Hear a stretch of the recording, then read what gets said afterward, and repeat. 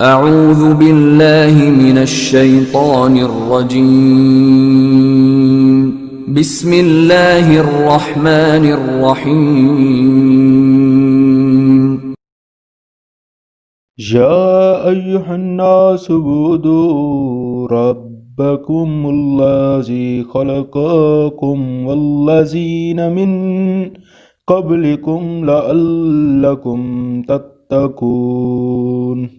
اے لوگو، اپنے اس پروردگار کی عبادت کرو جس نے تمہیں اور ان لوگوں کو پیدا کیا جو تم سے پہلے گزرے ہیں تاکہ تم متقی بن جاؤ۔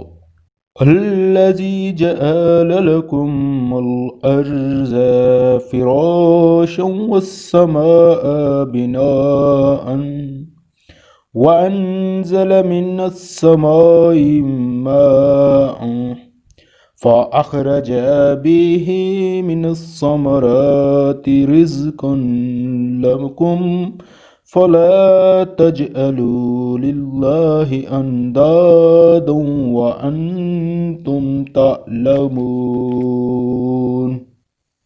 وہ پروردگار جس نے تمہارے لیے زمین کو بچھونا بنایا اور آسمان کو چھت اور آسمان سے پانی برسایا، پھر اس کے ذریعے تمہارے رزق کے طور پر پھل نکالے، لہذا اللہ کے ساتھ شریک نہ ٹھہراؤ جبکہ تم یہ سب باتیں جانتے ہو۔ تفسیر۔ ان دونوں آیتوں میں اسلام کے بنیادی عقیدے توحید کے دعوت دی گئی ہے اور مختصر انداز میں اس کی دلیل بھی بیان کر دی گئی ہے۔ اہل عرب میں یہ جانتے تھے کہ ساری کائنات کو پیدا کرنا، زمین و آسمان کی تخلیق اور آسمان سے بارش برسانا اور اس سے پیداوار اگانا، یہ سب کام اللہ تعالیٰ کے ہیں۔ اس کے باوجود یہ عقیدہ رکھتے تھے کہ اللہ تعالیٰ نے بہت سے کام بتوں کے سپرد کر رکھے ہیں اور وہ بت اپنے کاموں میں براہ راست فیصلہ کرنے کی صلاحیت رکھتے ہیں، لہٰذا وہ ان بتوں کی عبادت اس لیے کرتے تھے کہ وہ ان کی مدد کریں۔